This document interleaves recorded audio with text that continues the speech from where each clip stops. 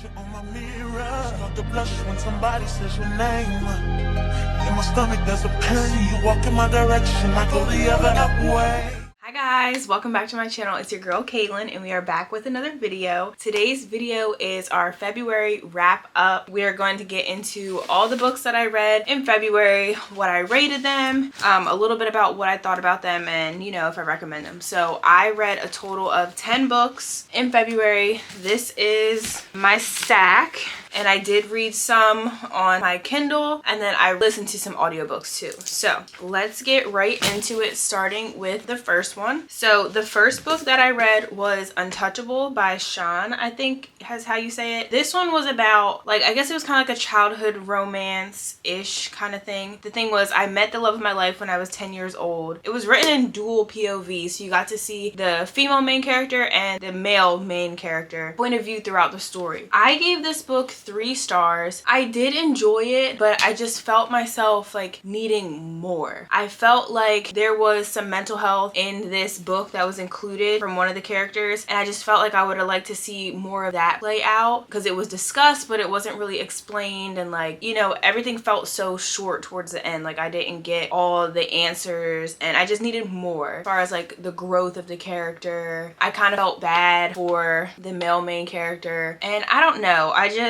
did enjoy it. It was really quick to read, but I just wanted more. So ever since Tula Evans walked up to me, her gap tooth smile, and told me her name means princess, I've been entranced. For the last 20 years, we've been there throughout each other's storms, and somewhere along the line, I fell in love, deep in love. There's nothing I wouldn't do for her, which is how I found myself caught up in agreeing to be her friends with benefits, knowing I wanted more, needing more. The problem is Tallulah isn't looking for more, and I get that. She's been burned more than once, and it isn't trying to repeat the cycle, but it's becoming hard to compartmentalize my feelings for her when all I want is everything when it comes to her. So I just felt bad for the male main character, but it was a good read. It was different, and I would recommend everybody reading it. I just personally wanted more from it, so that's why I gave it 3 stars. So the next book that I read was a 5-star read for me. I have seen mixed reviews on this book, but for me it resonated and I really enjoyed it. As you can see, I kind of tabbed it up. This was The Midnight Library by Matt Haig. He has some other books that I want to check out, but this character was like going through a hard time, and at midnight she finds herself transported to the Midnight Library, where each book in the library is an alternative life. So she kind of goes through all these different lives to see, like, would she have liked her life better if it was this way or that way or this way, and everything just wrapped up so nicely at the end. I just enjoyed the whole story throughout, and it was just like so real. Like if you've ever, you know, dealt with like regrets, or, you know,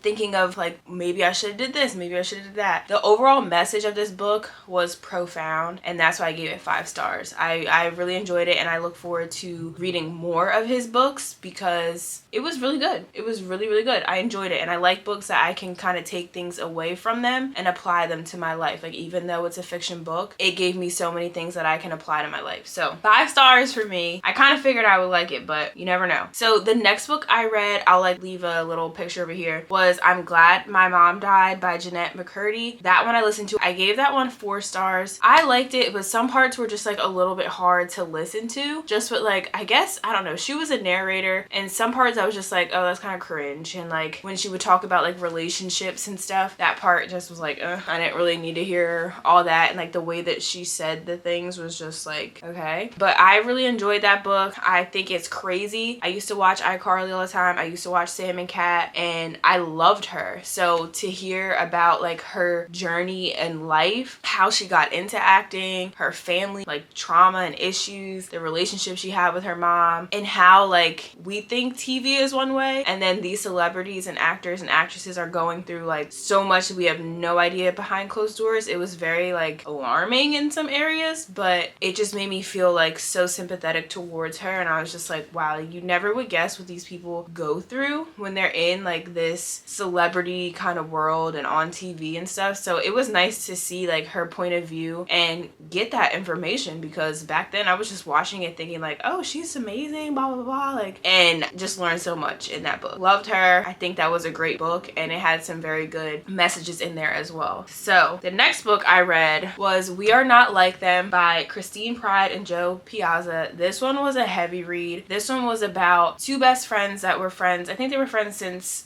kindergarten. Grow up as an adult. The one is married. Her husband is a police officer, and he ends up being involved in a shooting of an unarmed black teenager. And it went through both perspectives of the wife and her friend, and how they both kind of navigated throughout the situation of finding out that it was her best friend's husband that was involved. She's a news anchor, so she was like involved with the story. It was very hard, and it was just a lot. Like, it was a lot. This is a real life situation, so it was kind of hard to read. It was very heavy, but I enjoyed it, and I enjoyed being able to see both perspectives and how it kind of came to the end. I enjoyed this one, so I highly recommend. This opened my eyes to a lot of things, and you know, this world is something else, but this one was a good one. I definitely recommend, and like I said, I gave that one 4 stars. The next book I read was by Ali Hazelwood, Love Theoretically. I finally read an Ali Hazelwood book, and I loved it. I loved it. I loved it. I loved it. I gave it 4 stars. It was so easy to read. I actually read this one while I was sick. You guys saw, if you watched my vlog, my sick reading vlog, I was reading that one and I finished it in that vlog. I loved it. I ate it up. I absolutely loved it. The only reason why I didn't give it 5 stars is it just didn't do it all for me. Some of the parts were confusing because of like, it's the STEM world, and some of the things I'm just like, okay, I don't know what that is, but I enjoyed it. Her writing is beautiful. It's very easy, and I look forward to reading her other books. I did not get to read Love on the Brain. I will be hopefully reading that sometime soon, but I am going to also pick up some of her other books when I am finished my book buying ban, because I have a lot of books to read, so I need to read those ones first, and then I definitely will pick up some more by her. Then the next book I read was Love in Other Words, and you guys, I am going to reread this one. This one's by Christina Lauren, and I gave this one 5 stars. So we had 2 5-star reads as far as like these books, like my fun books. We had 2 5-star reads, and I loved this one. Shaughnessy was spot on. This kind of childhood romance, like second chance romance, this is my kind of thing. So if you know of any other books that give the same feels of Love in Other Words and kind of like the same kind of second chance romance kind of theme, please comment them down below, because I was here for every part of this book. I read this one also while I was sick, and I just loved the story of Macy and Elliot. I liked that she was a pediatrics resident. I liked just their story from beginning to end. It just did it for me. So I highly recommend this book to anyone who's like hasn't read it and likes romance. It was so nice to see from childhood to adult everything, and figure out like what happened between them, why they stopped talking, all that kind of stuff. I loved it. So next I will put up the picture of this one. I listened to the audiobook by Alexandria House Holding, and it's the second book in the series, but they're standalone, so you can read them alone. I'm pretty sure it's a hockey romance if I'm not mistaken, but I gave it 2 stars, you guys. I think it's because I did the audiobook. I should have just read it, but I was trying to have something to like, you know, get more books in for the month, and I listened to it while I was driving to work and home from work, and just when I was doing my hair and everything. I didn't like it. I did not like it, and I feel bad because it's the first time that I've read anything by Alexandria House, and I've heard that like her books are good, but this book kind of turned me off, and I'm just like, I don't know if it's because I listened to it and I just didn't like, I just needed more. Like, I need more when it comes to romances, and I just felt like the characters were immature. I felt like there was like lack of like real adult communication. There was way too much like sex scenes. Like every time I turn around and I was listening to it, I'm like, where is the story? Like, I need more of your story. And I didn't like how it jumped from, usually I like the past to present jump. I did not like the past to present jump in this book. I felt like it was way too much on the past, and I needed more of their story now. I I couldn't get invested into the characters and their story. And it made me so sad because in the beginning of the book I was like, oh yes, this is good, like, and then it just went downhill for me. So I don't know,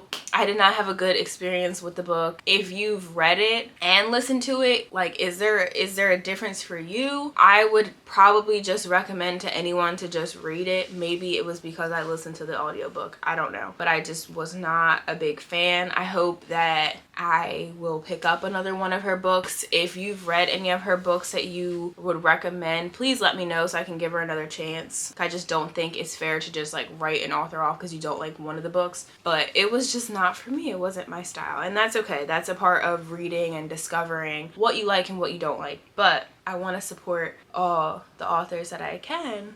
But that book just didn't do it for me. So that is that. The next book that I read was 30 Things I Love About Myself. I really enjoyed this one. This one was a 4-star read. I read this one kind of slow, to be honest, but towards the end of the month things just kept like going on and life was life, and so I wasn't able to just sit and read as much. I read a lot when I was sick, but this book was really good. I kind of took my time with this one. I did tab it up quite a bit because there was so much like life points in here that I definitely have like taken, and I'm going to definitely refer back to it. So she spends the whole year trying to learn how to fall in love with herself. This was like a self-love book. She was in a relationship before. Now she is focused on herself. And I think that this is an important message to get out there, is like, you don't have to just have like the love with like a relationship, with friendships and stuff. It's very important to learn how to love yourself fully and completely. And I like seeing the journey of her discover all the things that she liked about herself. Because sometimes I think it's hard for you to sit there and say what you like about yourself, because I don't think that everyone sits and thinks like, oh wow, like I am like a good person and I do have a lot of talents or gifts and I am hardworking, I am whatever you are. Like, I don't think people sit and reflect on it. And I think nowadays everyone's so pressed in like someone else loving them. Why don't we choose ourselves first and love ourselves fully? Then when we get into relationships with other people, whether it be romantic or platonic, then we have more to give to those people, and we're not looking to them to fulfill the love that we should already have in ourselves. They just add to it. So this book was so good. I recommend it. It was more of like British Indian, I believe. Do not quote me, but I'm pretty sure when I read about it, that's what it was. So it was nice to see, you know, a different culture and see the family culture and how the parents were, how the sibling relationships were, what like their customs were when it comes to like families and friends. That was interesting. And then it also had some mental health in there. Her brother actually had depression, and you got to see like that unfold and her deal with that. And it was a lot. It was nice with the family, the friends, and then her self-love story. Everything all together, I recommend that book. I really enjoyed it.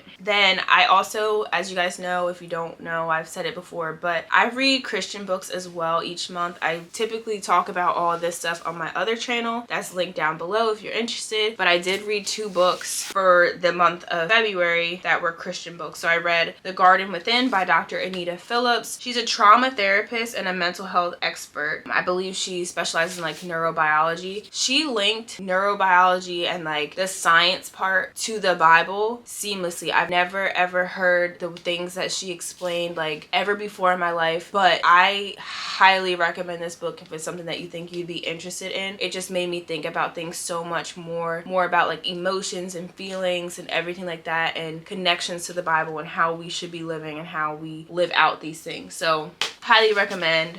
I actually heard her speak at a conference, the Women Evolve conference last year. Amazing. Then the last book I read was Praying Women by Sheila Walsh. So this just took you through how to pray when you don't know what to say, how it's important for women to know how to pray and use prayer in their life. And both of these, were 5 stars. Usually all my Christian books are 5 stars unless they really didn't do anything for me, but they always seem to. So those both were 5 stars. So yeah, if you're interested in those kind of books, see me on my other channel. channel. I like to just have it separate because I talk about a lot of stuff on my other channel with like faith and motherhood, lifestyle, all that kind of stuff. So those were the 10 books that I read for February. I hope that you guys enjoyed this February wrap up. Stay tuned. March TBR is coming up and I'm so excited. Your girl will be reading fantasy, okay? I'm sorry to the girls who have been waiting on me to read fantasy. I've been waiting, but ACOTAR, I haven't been able to let go of ACOTAR, but we have to try more fantasy now and get out of our little fantasy hangover. So stay tuned for the March TBR. But until then, I will see you guys in the next one. Don't forget to like, comment, and subscribe, and I'll see you in the March TBR. Bye guys. The reason why